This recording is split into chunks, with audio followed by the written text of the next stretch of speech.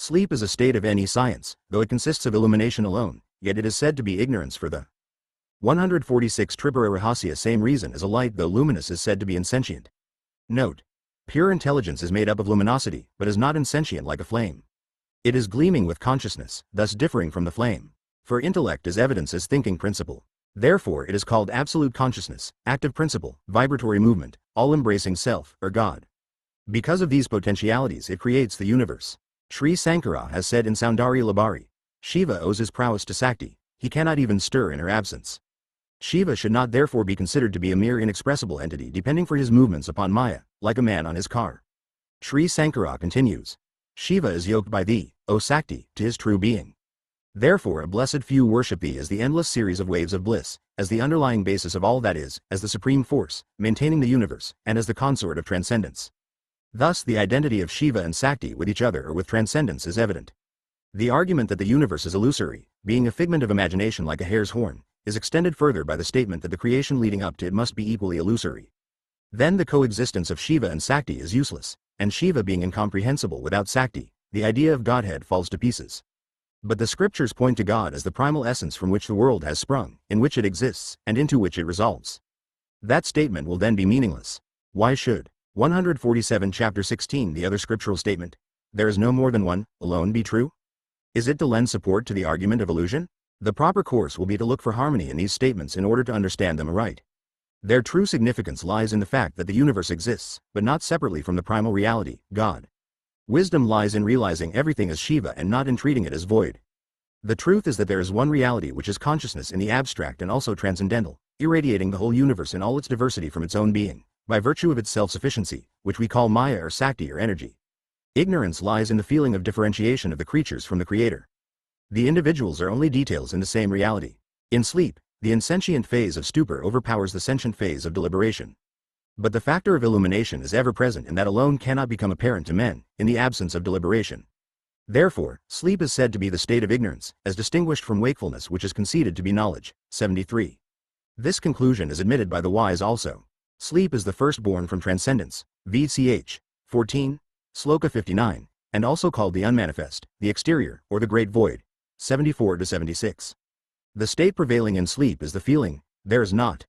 This also prevails in wakefulness, although things are visible. But this ignorance is shattered by the repeated upspringing of thoughts. The wise say that the mind is submerged in sleep because it is illumining. 148 Tripura Rahasya. The unmanifest condition.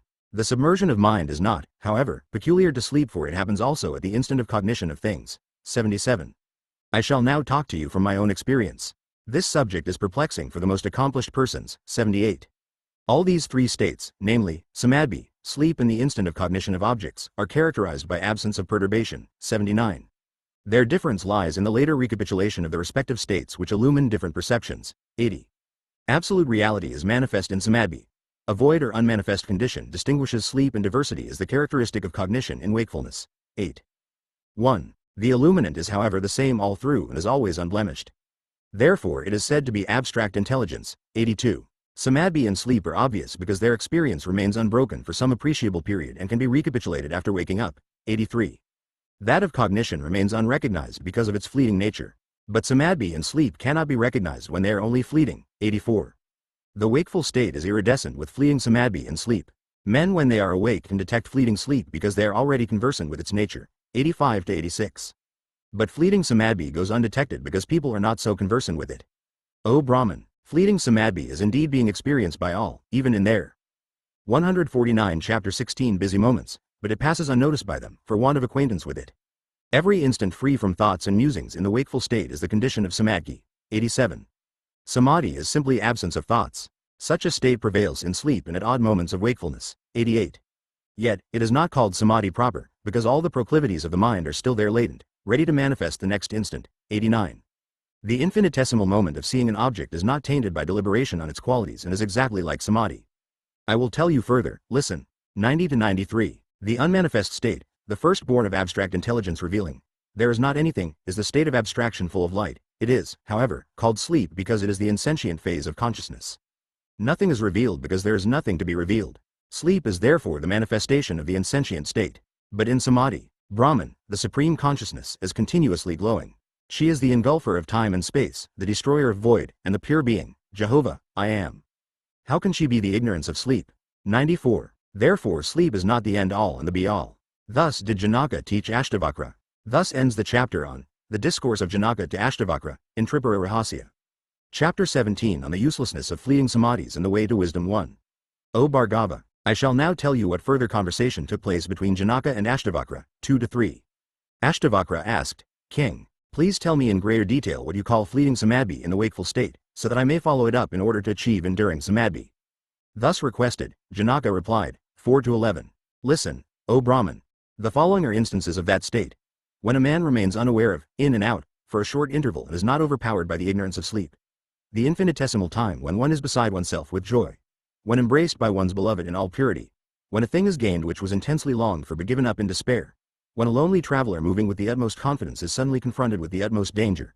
When one hears of the sudden death of one's only son, who was in the best of health, in the prime of life, and at the apex of his glory. Note. They are examples of samadhi in raptures of happiness or of pleasure and in spasms of fear or of sorrow.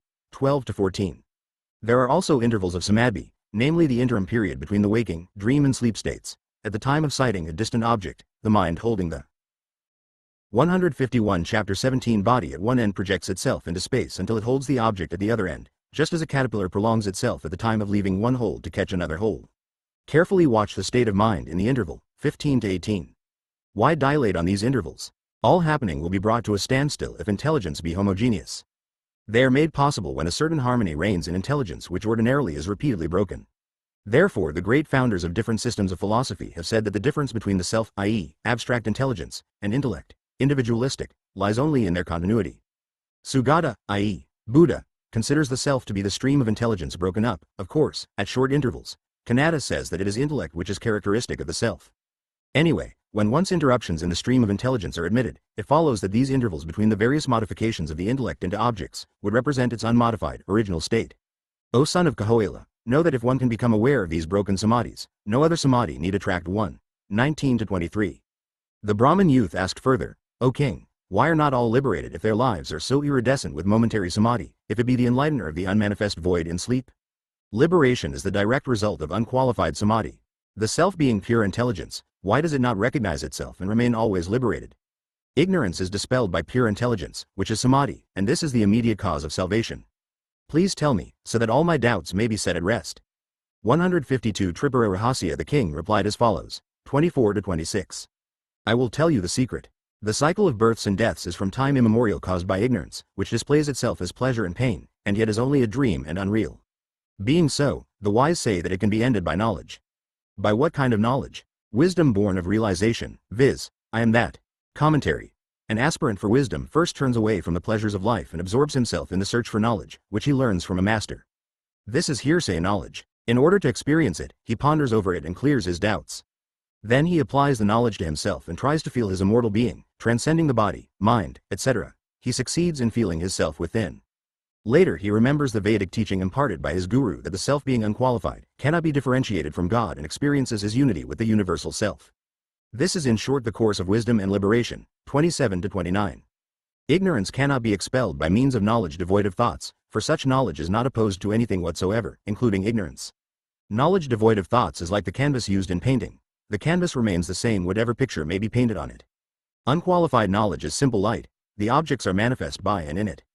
Commentary. The mirror is clear and uniform when there are no objects to reflect, the same appears variegated. 153 Chapter 17 by images reflected in it. So also the self is pure intelligence and clear when not contaminated by thoughts. This state is called nirvikalpa. When soiled by thoughts, it is savakalpa. 30. Ignorance is only that knowledge which is called savakalpa, with thought, and nothing else.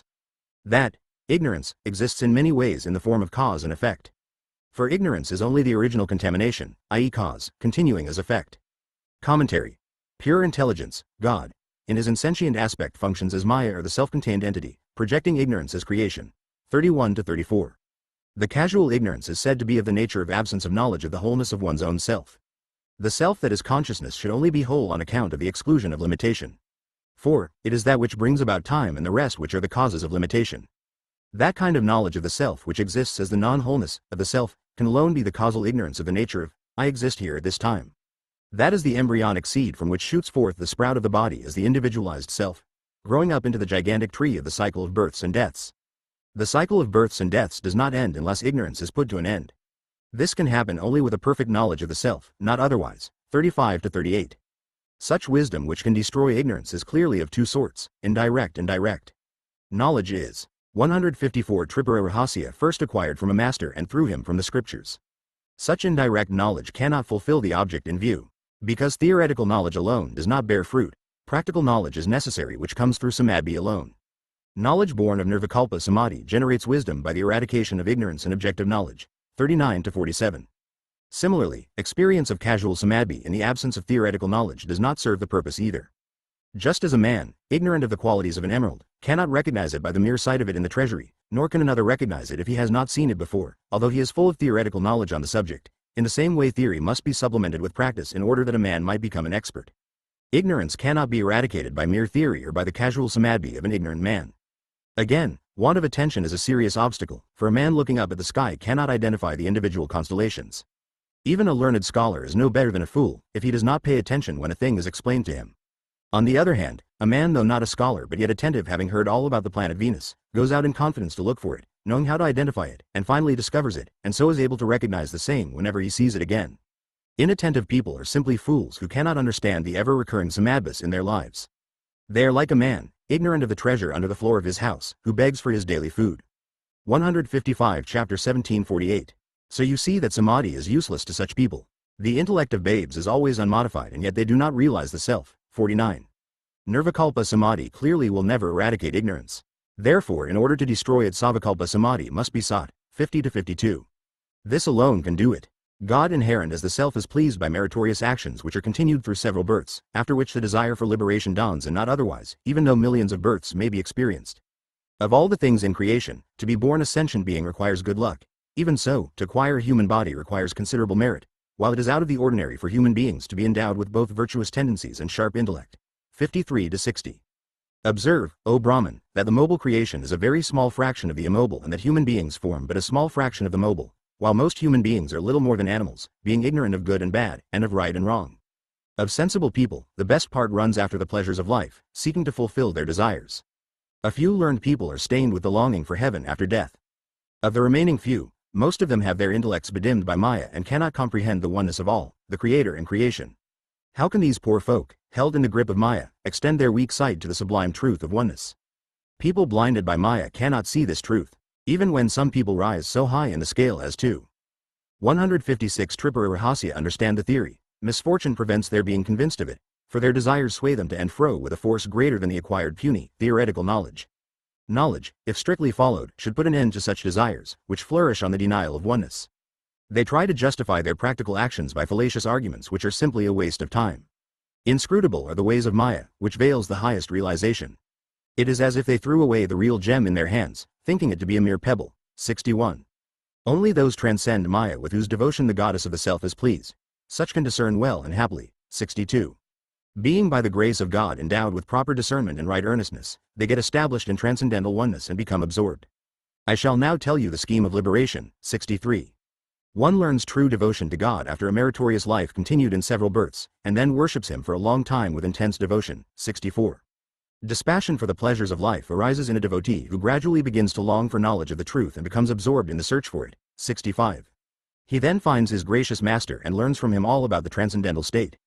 He has now gained theoretical knowledge. Note. This is Sravana. 66. After this he is impelled to revolve the whole matter in his mind until he is satisfied from his own practical. 157 Chapter 17 Knowledge with the harmony of the scriptural injunctions and the teachings of his master. He is able to ascertain the highest truth with clearness and certitude. Note. This is Jnana. 67. The ascertained knowledge of the oneness of the self must afterwards be brought into practice, even forcibly if necessary, until the experience of the truth occurs to him. Note. This is Nididhyasana. 68. After experiencing the inner self, he will be able to identify the self with the Supreme and thus destroy the root of ignorance. There is no doubt of it. 69. The inner self is realized in advanced contemplation, and that state of realization is called nirvikalpa samadhi. Memory of that realization enables one to identify the inner self with the universal self, as, I am that. Note. This is pratyabhajna jnana. Commentary.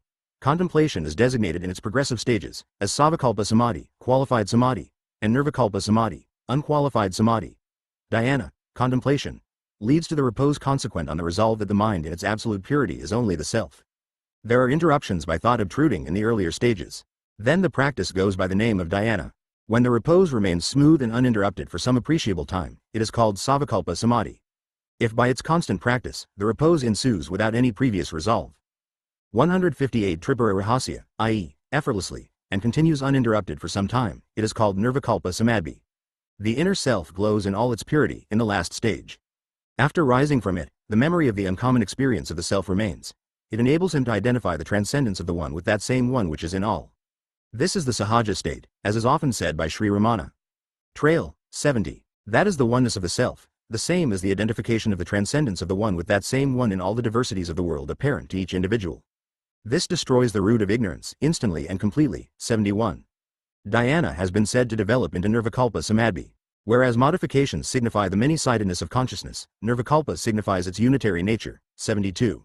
When the mind does not create pictures due to thoughts, it is in the unmodified state, which is its primal and pure condition. 73. When the pictures on a wall are erased, the original wall remains. No other work is necessary to restore its original condition. 74. Similarly, the mind remains pure when thoughts are eliminated. Therefore, the unqualified state is restored if the present disturbance is ended. 73. There is indeed nothing more to be done for the most holy condition to be maintained. Nevertheless, even pandits are deluded in this matter, owing to the bane of Maya.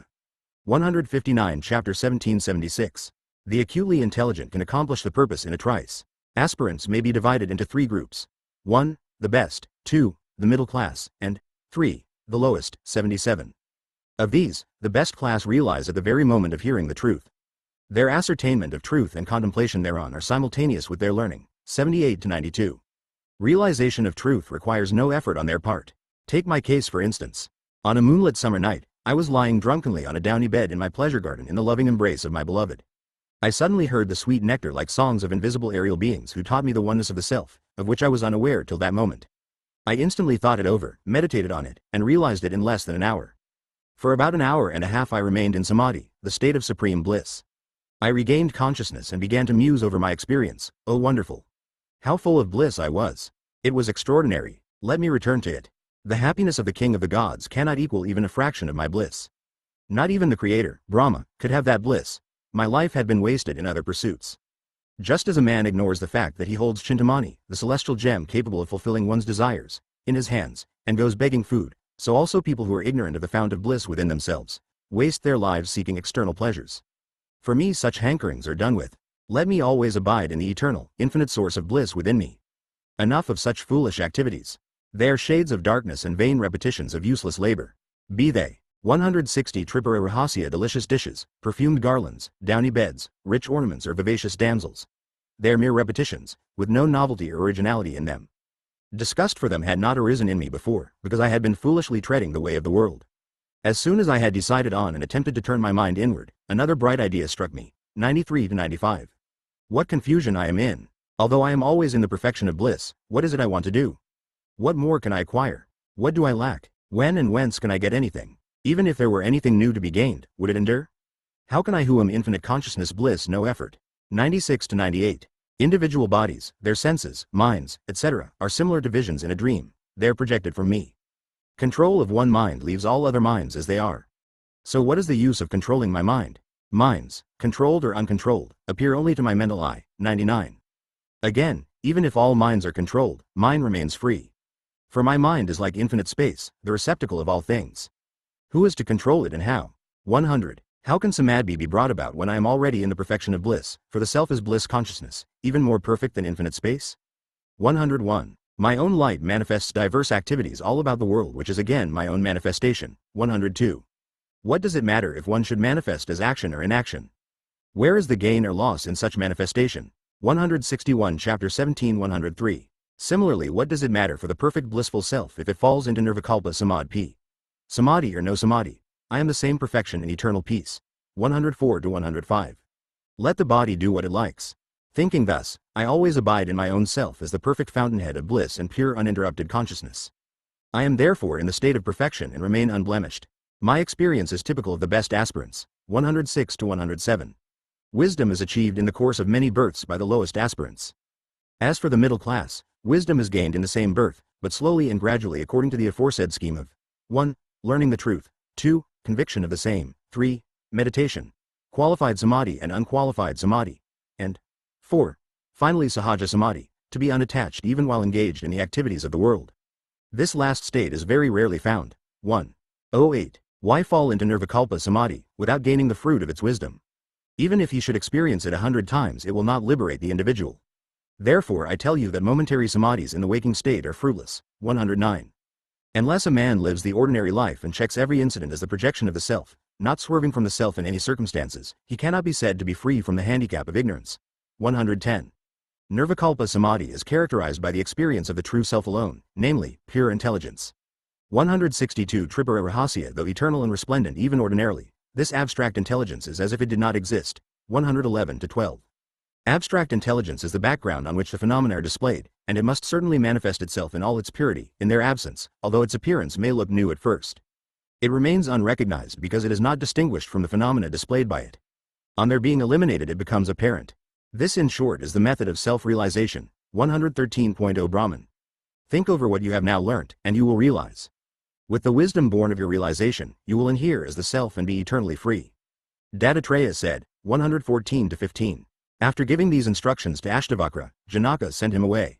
Ashtavakra reached his own place and put the lessons into practice. Very soon he too became a Jivanmukta, liberated while yet alive. Thus ends the 17th chapter in Tripura Rahasya. Chapter 18:1. Dattatreya continued. Thus pure intelligence, free from objective knowledge, has been proved to exist. It can be felt on many occasions in ordinary life. 2. However, it goes undetected because people are in the meshes of Maya and not conversant with it. Alertness alone will reveal it. 3-5. Why say so much about it? The long and short of it is this. Objective knowledge is gained by the mind. The mind cannot be objectified. Still it follows that there must be mind even in the absence of objects. Such pure mind, entirely divested of all objective knowledge, or thoughts, is pure intelligence. Awareness is its nature. Therefore it is always realized, for no other knower beside itself can ever be admitted. 6-7. Do you think, O Bhargava, that the self is not aware when objects are seen? If not aware, the self cannot be. If the self is not, how can you raise this question? Can you seek any good for yourself if the self be a myth like a flower in the sky? How can I establish the self for you? Consider and tell me. 8-9. Or do you mean to say that there is ordinarily an awareness of the self but it cannot be particularized? If so, know it to be the unending awareness which is perpetually existing. That is your self. The self is free from particulars. How strange that knowing it, you are still ignorant. 164 Tripura Rahasya 10. At the time of cognizing an object, the pure intellect assumes its shape and manifests as such. Of itself it is pure and has no form. Objective knowledge is thus a particularized section of pure intelligence. The self is ever-shining, unparticularized, unblemished, ordinary existence, self-aware and self-sufficient. 11-13. If you say that the body, etc., usually appear as the self, I tell you that they are only the play of thoughts and nothing more. For think well and observe carefully. When you see a pot, are you aware that it is yourself like the body? No, your body is no less a thought in appearance and consciousness than the pot. Then why should the body alone be confused with the self? If you argue that there is no harm or mistake in identifying the body with the self, because it is no worse than glorifying a part instead of the whole, I tell you, do not confine such glorification to one part only, to the exclusion of all others. Extend it right through and glorify the whole universe as the self. 14. In that case, there will be no confusion of the object with the subject, and you will always remain as the subject. 15. For the self is always self-resplendent and one without a second, and it displays diversities of phenomena as a mirror its reflections. 16. Therefore rule out creation as a mere thought or series of thoughts and realize the non-dual, residual, pure intelligence as the self. 165 Chapter 18-17. If the body and creation are transcended and the self realized even once, there ensues the wisdom which will eradicate ignorance and override the cycle of births and deaths. 18. Moksha, liberation, is not to be sought in heavens, on earth or in the nether regions. It is synonymous with self-realization. 19. Moksha is not anything to be got afresh, for it is already there only to be realized. Such realization arises with the elimination of ignorance. Absolutely nothing more is required to achieve the aim of life. 20. Moksha must not be thought to be different from the self. If it is a thing to be acquired, its absence before attainment is implied. If it can be absent even once, why should not its absence recur? Then moksha will be found to be impermanent and so not worthwhile striving for. Again, if it can be acquired, acquisition implies non-self. What is non-self is only a myth, like a hare growing horns. Note. Sri Ramana says that moksha is another name for T or self. 2.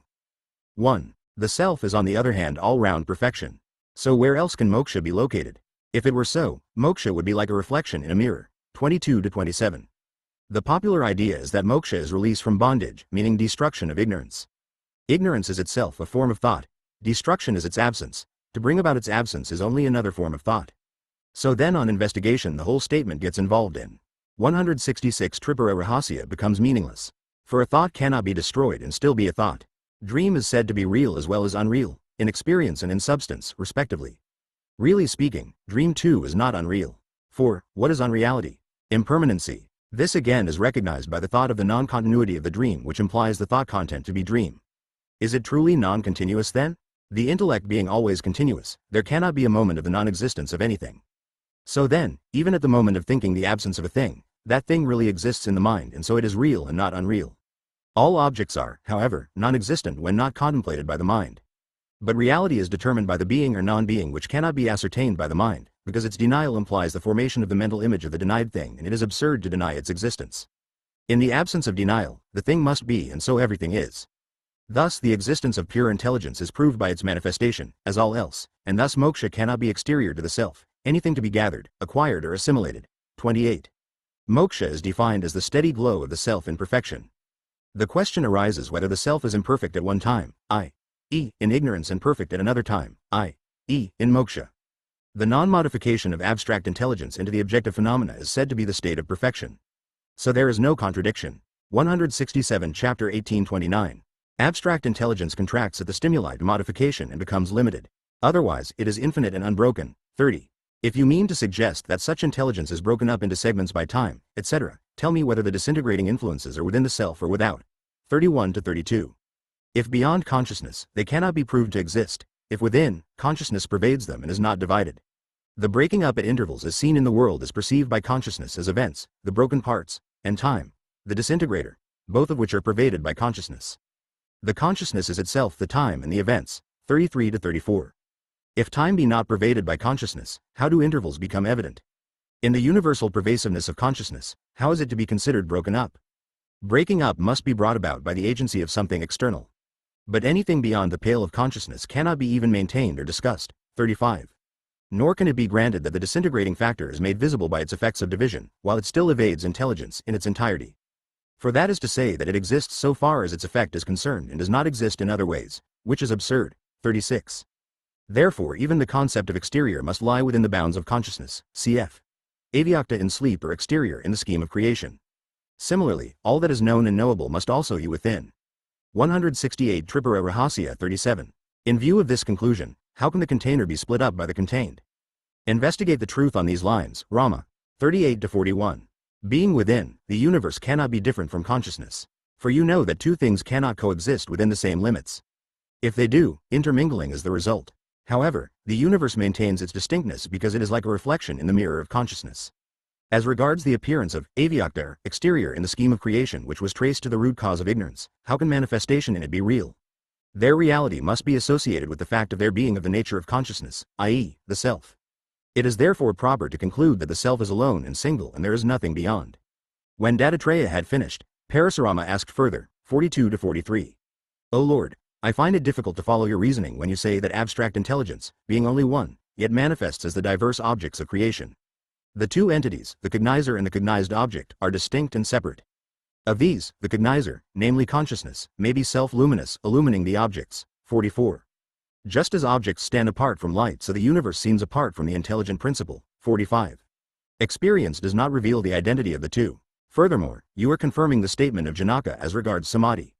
169 Chapter 1846. Janaka has said, mind divested of thoughts becomes pure and is identical with the self, and further, that alone destroys ignorance. 47. How can that be the self? Mind is always taken to be a faculty with which the self functions in the supermaterial planes. 48. The self would be no better than insentient but for the mind, which characterizes it as different from the insentient world. 49.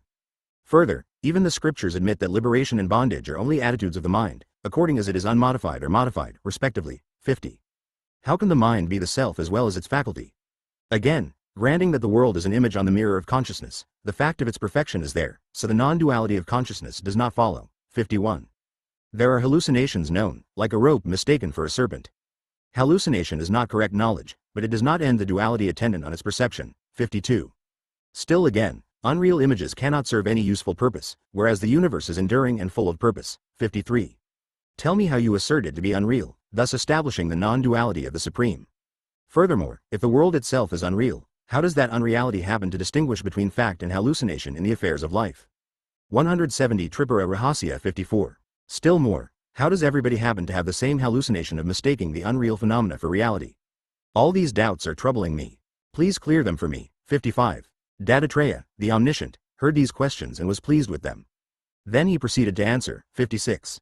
You have done well, Parasurama, to ask these questions, although not for the first time.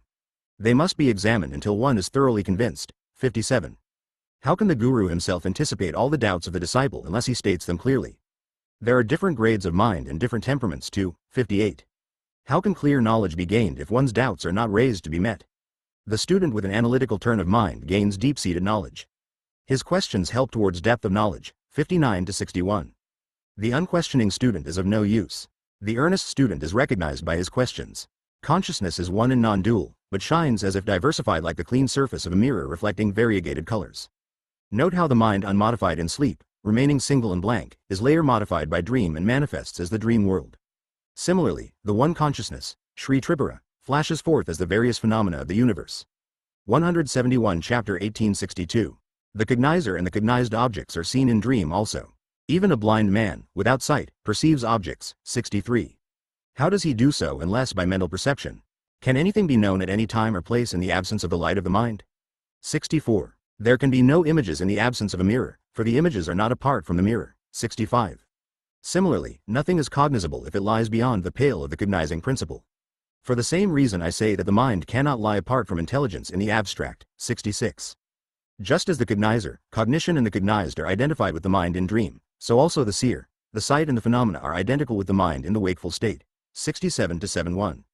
Just as an axe was created in the dream for felling a tree, which is the purpose for which it was designed, so is the mind said to be the faculty for giving perception. But, Rama, the faculty can be only of the same degree of reality as the action itself. For was anyone injured at any time by a human horn? The action and the instrument must clearly be of the same degree of truth. Since the action itself is unreal, can the mind, the faculty, be real? So, Rama, there is no faculty known as the mind. Mind is only surmised for the location of the dream subject, dream vision and dream objects. Its reality is of the same order as that of a dream. 172 Tripura Rahasya pure intelligence is quite unblemished. Mind and other faculties are mere fabrications for enabling transactions to continue, which, however, go on because the Absolute is self-sufficient and manifests as subject and objects. The same is often pure and unqualified, as in the aforesaid momentary samadhi. I shall explain to you further. 72 to 79. Absolute consciousness and space resemble each other in being perfect, infinite, subtle, pure, unbounded, formless, immanent in all, yet undefiled within and without. But space differs from the other in it being insentient. In fact, the conscious self is space. This being so, they are not different from one another. Space is self, and self is space. It is the ignorant who see the self as space alone owing to their delusion, just as the owls find darkness in dazzling sunlight. The wise, however, find in space the self, the abstract intelligence. Her transcendental majesty, stainless and self-contained, irradiates diversity in herself like an individual in the state of dream. This diversity in the shape of men, animals and other phenomena, does not delude the self in its purity, but does delude aberrations of the self, namely, the individual egos. 80 to 81. Her majesty, the Absolute, remains always aware of her perfection and oneness. Though herself immutable, she appears mutable to her own creatures just as a magician beguiles the audience with his tricks but remains himself undeceived. 173 Chapter 1882. She is light, one without a second, and yet she appears divided to her own creatures, because of the veil of illusion. 83. Just as the magician's tricks delude the audience alone and not himself, so also the veiling of Maya affects the creatures and not the creator. When the individuals are held in the meshes of Maya, they see diversity and also discuss Maya. 84 to 85. This Maya is the dynamic aspect of the latent self-sufficiency of the Supreme and is unfailing.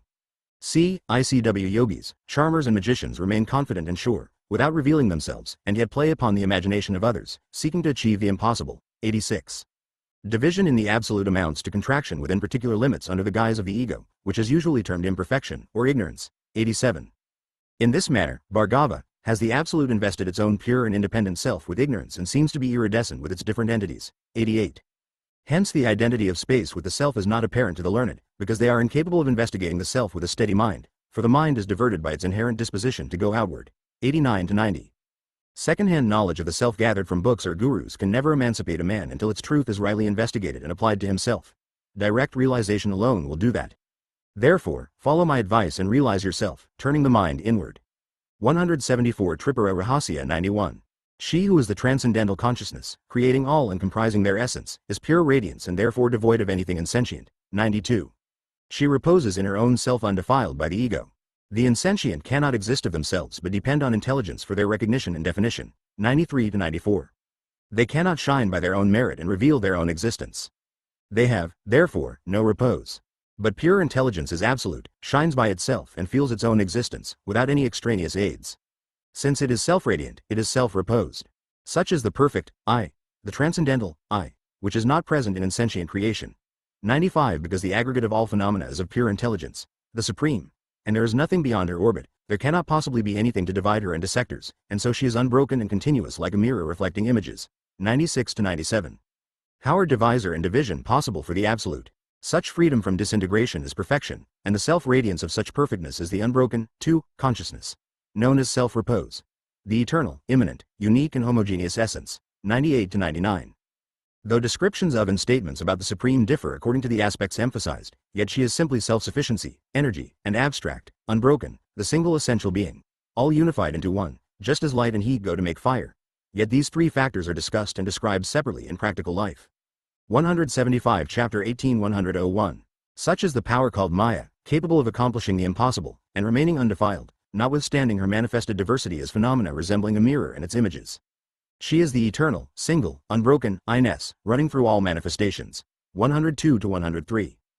These seeming breaks in the continuum are said to be non-self, the same as ignorance, insentience, void, nature, non-existence of things, space, darkness, or the first step in creation, all of which represent nothing but the first scission in pure intelligence. 104.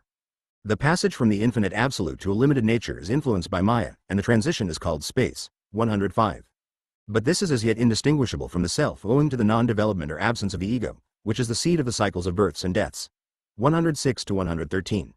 Diversity is visible only in space, and this space is in the self, which in turn projects it at the moment when differentiation starts, although it is not then clear.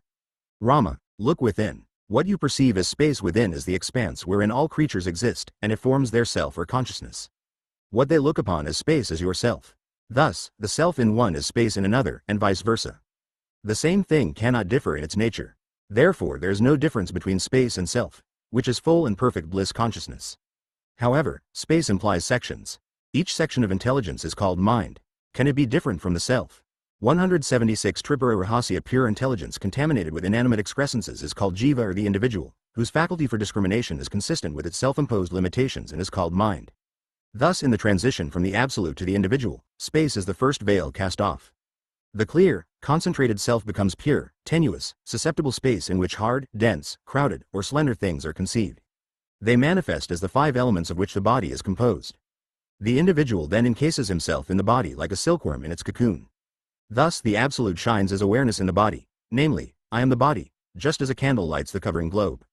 The individual consciousness is thus found to be only the radiance of the self reflected in the body, which it illumines like an enclosed lamp illumining the interior of its cover. 1. 14. Just as the light of the lamp spreads out through holes made in the cover, so also the light of intelligence extends from within, through the senses, to the external world. 115 to 16. Consciousness, being absolute and all-pervading like space, cannot go out through the senses, but still its light extending as space presents certain phenomena, and this cognition amounts to lifting the veil of darkness to that extent. This is said to be the function of mind. Note: the rays of light are imperceptible in ether, but when they impinge on matter the objects become visible by the reflection of the light rays on their surface. Similarly, consciousness appears to disclose the presence. Chapter 18 177 of objects in space by unveiling them from the ignorance surrounding them. 117. Therefore, I tell you that mind is no other than consciousness. The difference lies in the fact that the mind is restless and the self is always peaceful. 118 to 20. Realization of the self subdues the restless mind, which is the dynamic aspect of consciousness. On this being subdued, there gleams out the peace-filled, perfect, intelligent bliss which is synonymous with emancipation. Be assured of this. Do not think that an interlude of blankness or veil of any science will supervene after the cessation of thoughts. For, there is no such factor as a blankness or veil of any science. It is simply a figment of the imagination. 121 to 22. If in a daydream a man imagines himself taken, harassed and beaten by an enemy, he will suffer from the effects until and unless he dismisses the daydream. Will he continue to be bound by the enemy after the dream is dismissed with the enemy and his blows? So it is with the veil of any science. 123.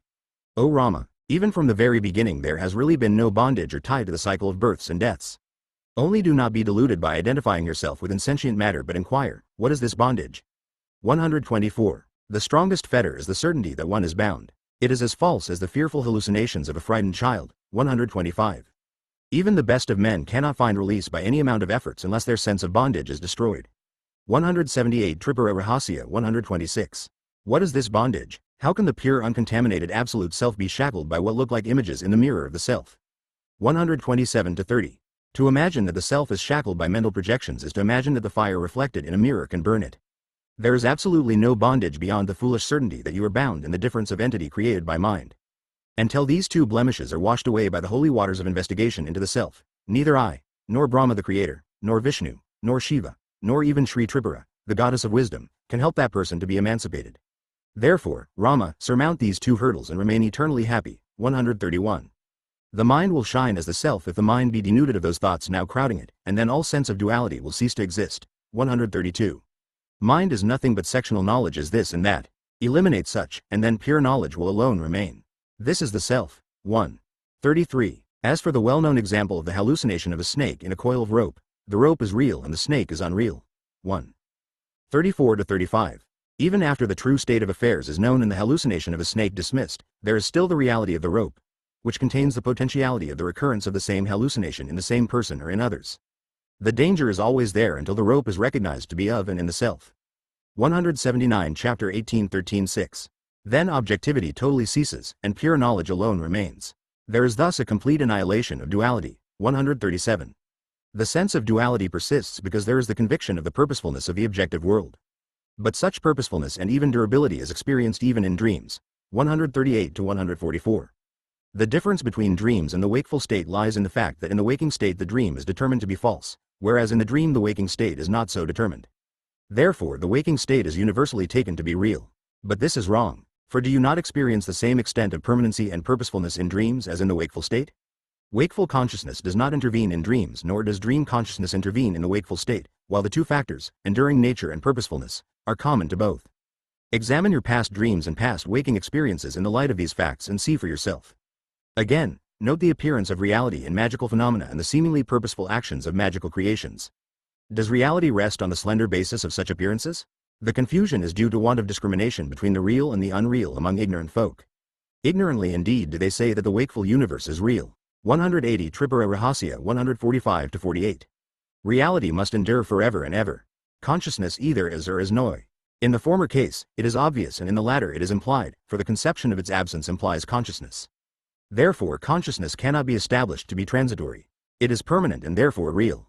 Insentient matter is diverse in nature and its impermanency obvious. For, one object excludes all others. But can you conceive the absence of consciousness anywhere or at any time? If you say that there is no awareness in your sleep, tell me how you know that period, or again how you know that you were not aware. If absolutely unaware, you would not now be able to say, I was not aware. How was this unawareness illumined for you?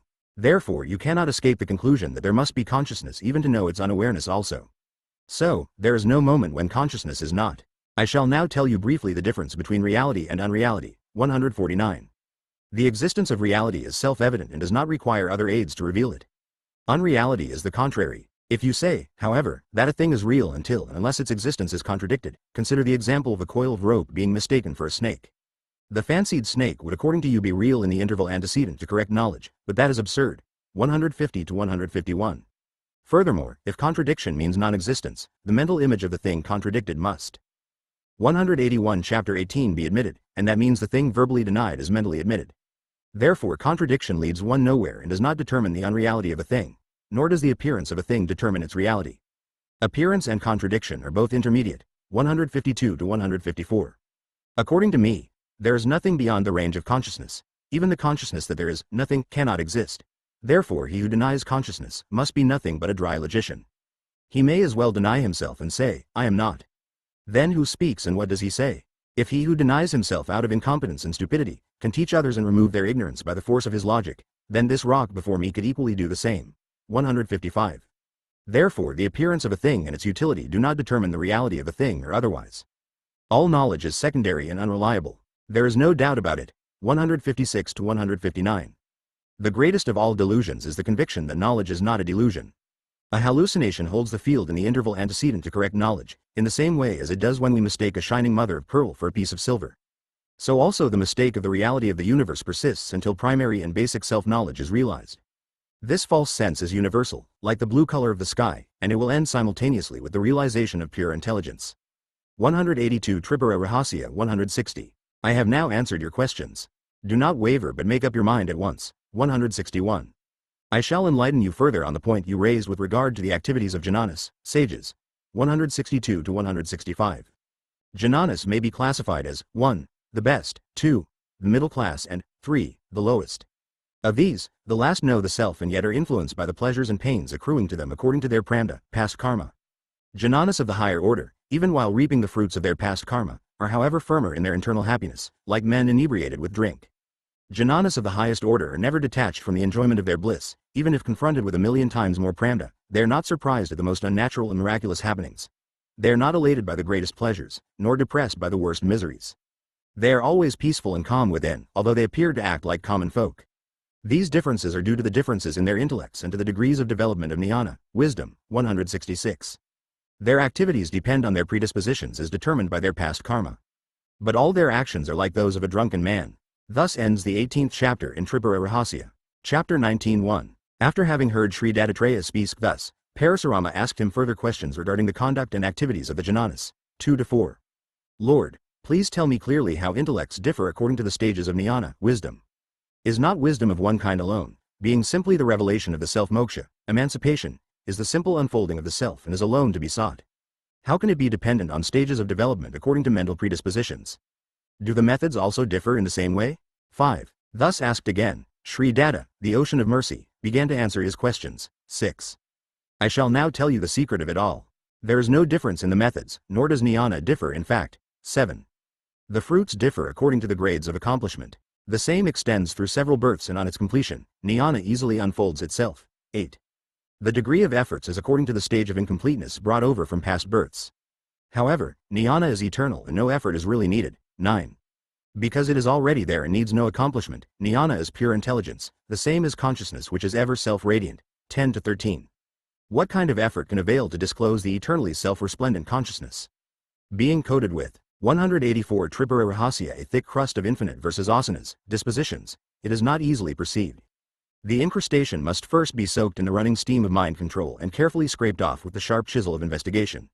Then one must turn the closed urn of crystal quartz, namely, the mind cleaned in the aforesaid manner, on the grinding wheel of alertness and finally open the lid with the lever of discrimination. Lo, the gem enclosed within is now reached and that is all. Thus you see, Rama, that all efforts are to be directed to cleaning up the mental impressions of predispositions. 14-15. Intellects are the cumulative effects of the predispositions acquired by karma. Effort is necessary so long as the predispositions continue to sway the intellect. The dispositions are countless but I shall enumerate a few of the most important. 16. They are roughly classified into 3 groups, namely, 1. Aparada, fault, 2. Karma, action, and 3. Kama, desire. 17-29. The disposition typical of the first group is diffidence towards the teachings of the Guru and the holy books, which is the surest way to degeneration. Misunderstanding of the teachings, due to assertiveness or pride, is a phase of diffidence and stands in the way of realization for learned pandits and others. Association with the wise and the study of holy books cannot remove this misunderstanding. They maintain that, 185 Chapter 19, there is no reality transcending the world. Even if there were, it cannot be known. If one claims to know it, it is an illusion of the mind. For how can knowledge make a person free from misery or help his emancipation? They have many more doubts and wrong notions. So much about the first group. There are many more persons who cannot, however well taught, grasp the teachings. Their minds are too much cramped with predispositions to be susceptible to subtle truths. They form the second group, the victims of past actions, unable to enter the stage of contemplation necessary for annihilating the vasanas. The third group is the most common, consisting of the victims of desire who are always obsessed with the sense of duty, i.e., the desire to work for some ends. Desires are too numerous to count, since they rise up endlessly like waves in the ocean. Even if the stars are numbered, desires are not. The desires of even a single individual are countless, and what about the totality of them? Each desire is too vast to be satisfied, because it is insatiable, too strong to be resisted, and too subtle to be eluded. So the world, being in the grip of this demon, behaves madly and groans with pain and misery, consequent on its own misdeeds. That person who is shielded by desirelessness, dispassion, and safe from the wiles of the monster of desire, can alone rise to happiness. A person affected by one or more of the aforesaid three dispositions cannot get at the truth, although it is self-evident. 30-33. Therefore I tell you that all efforts are directed towards the eradication of these innate tendencies. 186 Tripura Rahasya, the first of them, fault, comes to an end on respectfully placing one's faith in holy books and the Master. The second, action, may be ended only by divine grace, which may descend on the person in this birth or in any later incarnation. There is no other hope for it. The third must be gradually dealt with by dispassion, discrimination, worship of God, study of holy scriptures, learning from the wise, investigation into the self, and so on. 34. Efforts to overcome these obstacles are more or less according as the obstacles are greater or lesser. 35-37. The most important of the qualifications is the desire for emancipation. Nothing can be achieved without it. Study of philosophy and discussion on the subject with others are thoroughly useless, being no better than the study of arts. For the matter of that, one might as well hope for salvation by a study of sculpture and the practice of that art. The study of philosophy in the absence of a longing for salvation is like dressing up a corpse. 38-40. Again, Rama, a casual desire for emancipation is also vain. Such desire often manifests on learning of the magnificence of the emancipated state. It is common to all but never brings about any abiding results. Therefore a passing desire is worthless. The desire must be strong and abiding, in order that it may bear fruit. The effects are in proportion to the intensity and duration of the desire. 41-43.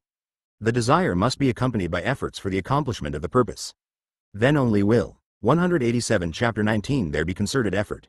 Just as a man scalded by fire runs immediately in search of soothing unguents and does not waste his time in other pursuits, so also must the aspirant run after emancipation to the exclusion of all other pursuits. Such an effort is fruitful and is preceded by indifference to all other attainments. 44-46. Starting by discarding pleasures as being impediments to progress, he develops dispassion and then the desire for emancipation, which grows in strength. This makes a man engage in the right efforts in which he becomes thoroughly engrossed. After these stages are passed, the most unique consummation takes place. When Dattatreya finished, Parasurama was completely bewildered and asked him further. 47-49. Lord, you said earlier that association with the wise, divine grace and dispassion are the prime factors for attaining the highest aim of life. Please tell me which is the most essential and how it can be accomplished. For nothing happens without an antecedent cause. This is certain. What is the root cause of the fundamental requisite? Or is it only accidental? 50. Thus asked, Dattatreya answered him as follows. I shall tell you the root cause of it all. Listen. 51-61. Her transcendental majesty, the absolute consciousness, being self-contained, originally pictured the whole universe in her being, like images in a mirror.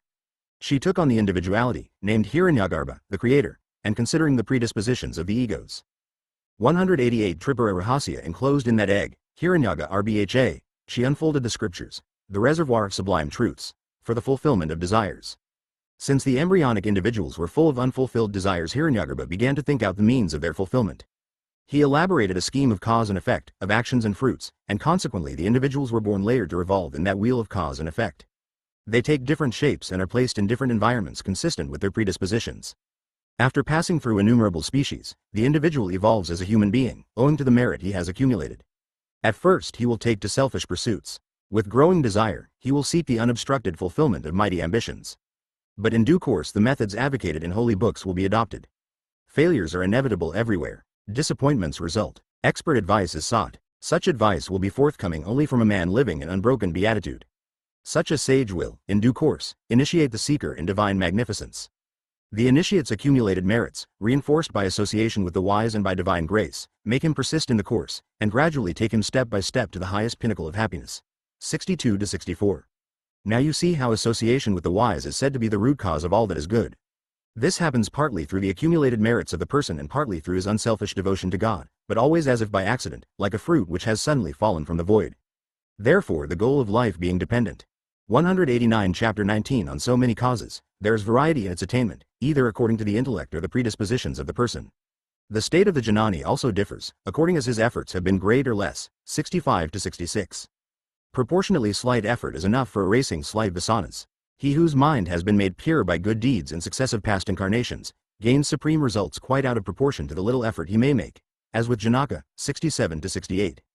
The glimpse of jnana, realization, gained by one whose mind is crowded with dense vasanas accumulated in past incarnations, does not suffice to override one's deep-rooted ignorance.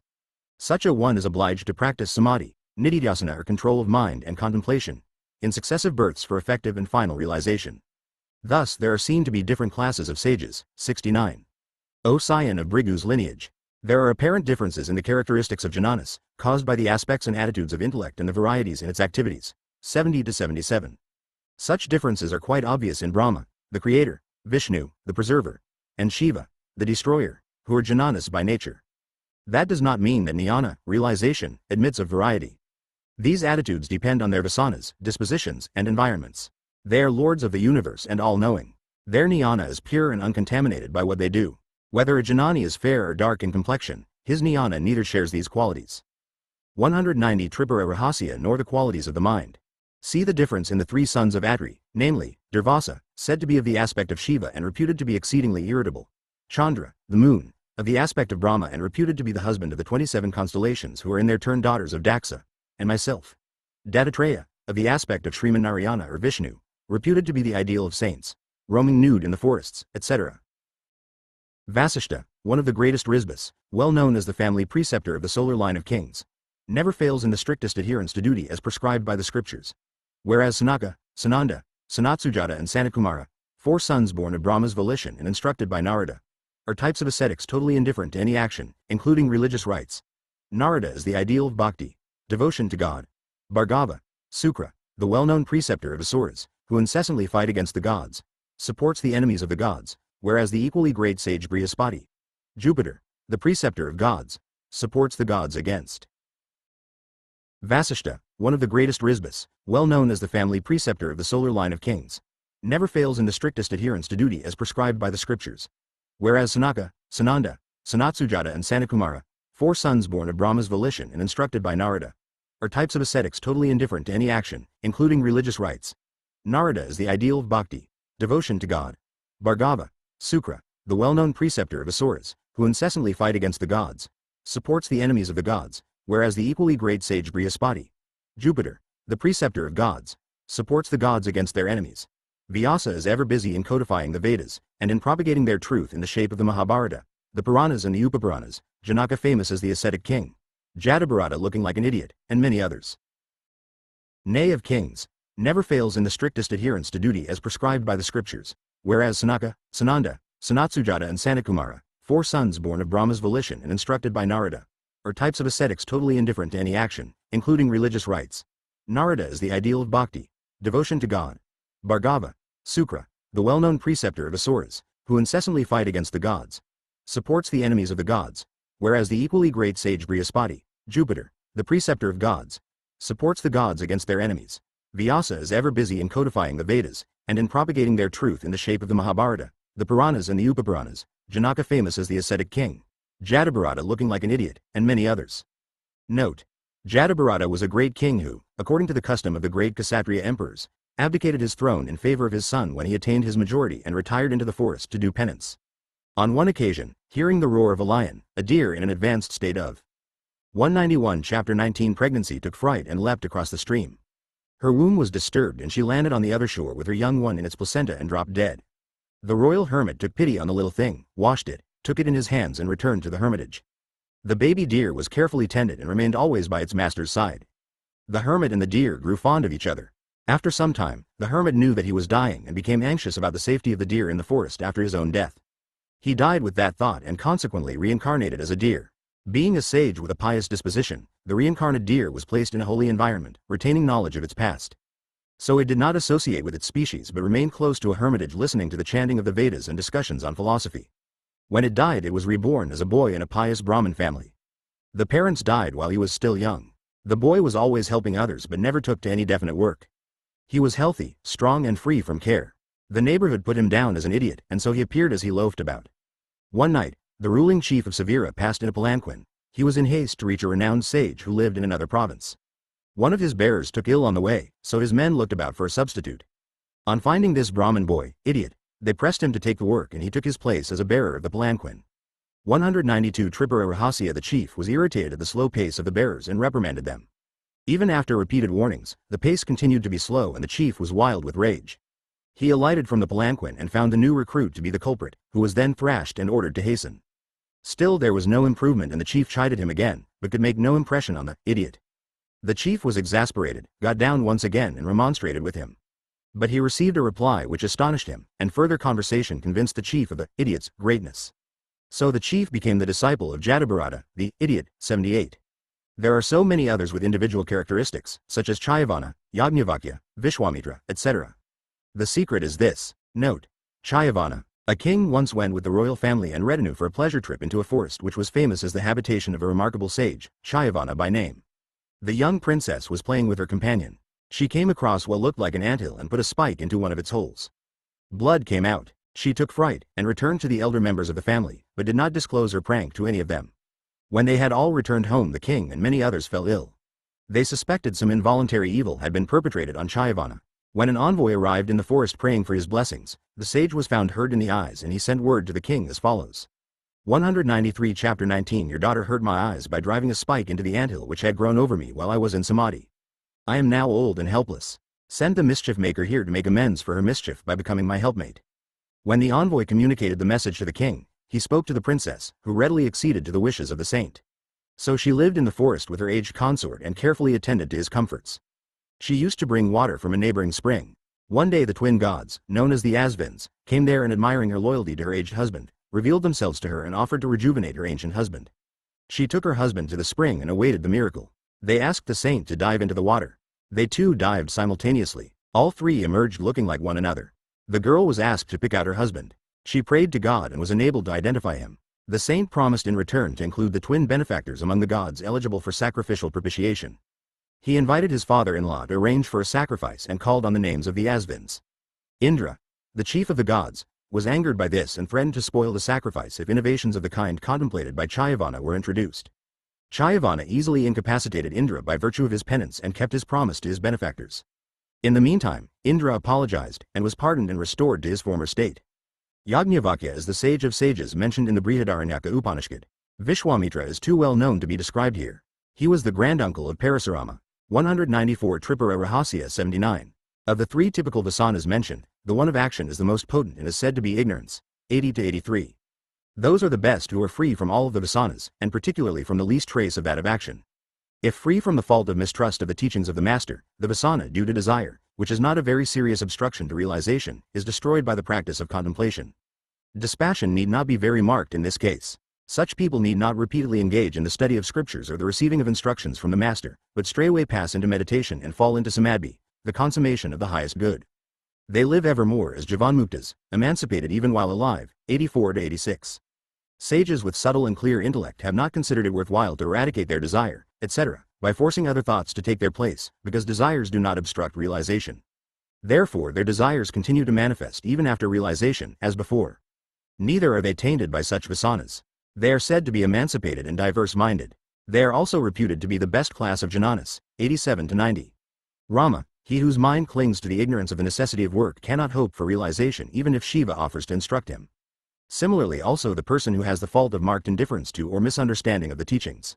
On the other hand, a man only slightly affected by these two vasanas, and much more so by desires or ambitions, will by repeated hearing of the holy truth, discussion of the same, and contemplation on it, surely 195 Chapter 19 reach the goal, though only with considerable difficulty and after a long lapse of time. Such a sage's activities will be small because he is entirely engrossed in his efforts for realization. Note. His activities will be confined to the indispensable necessities of life. 9. 1. A sage of this class has, by his long practice and rigorous discipline, controlled his mind so well that predispositions are totally eradicated and the mind is as if dead. He belongs to the middle class in the scheme of classification of sages and is said to be a sage without mind. 92-94. The last class and the least among the sages are those whose practice and discipline are not perfect enough to destroy mental predispositions. Their minds are still active and the sages are said to be associated with their minds. They are barely jnanas and not jivanmuktas as are the other two classes. They appear to share the pleasures and pains of life like any other man and will continue to do so till the end of their lives. They will be emancipated after death. 95-96. Prarabdha, past karma, is totally powerless with the middle class, who have destroyed their minds by continued practice. The mind is the soil in which the seed, namely prarabdha, sprouts into pleasures and pains of life. If the soil is barren, the seed loses its sprouting power by long storage and becomes useless. 97-103.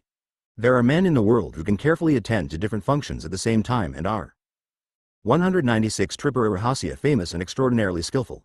Again, some people attend to work as they are walking and conversing, while a teacher has an eye upon each student in the classroom and exercises control over them all. Or you yourself knew Arjuna, who wielded different weapons in his 1,000 hands and fought with you using all of them skillfully and simultaneously. In all these cases, a single mind assumes different shapes to suit the different functions at the same time. Similarly, the mind of the best among Jnanas is only the self and yet manifests as all without suffering any change in its eternal blissful nature as the self. They are therefore many-minded. Note: Arjuna was the chief of the Haihayas who were the sworn enemies of Parasurama. He was himself a devotee of Sri Dattatreya and had received the most wonderful boon from his master, namely, that his name should be transmitted to posterity as that of an ideal king unparalleled in legend or history. His reign was indeed remarkable and his prowess was unequaled, much less excelled. Still, as destiny would have it, he was challenged by Parasurama and killed in battle. 104:05. The prarabdha of Jnanas is still active and sprouts in the mind but only to be burnt up by the steady flame of jnana. Pleasure or pain is due to the dwelling of the mind on occurrences. But if these are scorched at their source, how can there be pain or pleasure? 106:08. Jnanas of the highest order, however, are seen to be active because they voluntarily bring out the vasanas. 197 Chapter 19 from the depth of the mind and allow them to run out. Their action is similar to that of a father sporting with his child, moving its dolls, laughing at the imagined victory of one doll over another, and appearing to grieve over the injury to another, and so on. So the many-minded sages have pleasure or pain from work. 109-12. The vasanas not inimical to realization are not weeded out by the best class of jnanas because they cannot seek new ones to crowd the old out. Therefore the old ones continue until they are exhausted, and thus you find among them some highly irritable, some lustful and others pious and dutiful, and so on. Now the lowest order of jnanas still under the influence of their minds know that there is no truth in the objective universe. Their samadhi is not different from that of the rest. 113. What is samadhi? Samadhi is being aware of the self, and nothing else, that is to say, it should not be confounded with the nirvikalpa, indifferentiated state, for this state of samadhi is very common and frequent, as has been pointed out in the case of momentary samadhis. 114-15. Everyone is experiencing the nirvikalpa state, though unknowingly. But what is the use of such unrecognized samadhis? A similar state becomes possible to the hatha yogis also. This experience alone does not confer any lasting benefit, but one may apply the experience to the practical affairs of life. Samadhi can only be such and such alone. Sahaja samadhi is meant here. 198 Tripura Rahasya, Commentary. Samadhi. Aspirants may be jnana yogis or bhava yogis. The former learn the truth from the scriptures and a guru, cogitate and understand it clearly. Later they contemplate the truth and gain samadhi. The wise say that samadhi is the control resulting from the application of the experienced truth, the awareness of the self, to the practical affairs of life. This samadhi is possible only for jnana yogis. The bhava yogis are of two kinds. The one intent on eliminating all perturbations of the mind, starts with the elimination of the non-self and gradually of all mental vacillations. This requires very long and determined practice which becomes his second nature, and the yogi remains perfectly unagitated. The other practices the 6 preliminary exercises and then controls the breath, pranayama, until he can make the air enter the susbhamna nadi. Since the earlier effort is considerable owing to control of breath, there is a heavy strain which is suddenly relieved by the entry of air in susbhamna. The resulting happiness is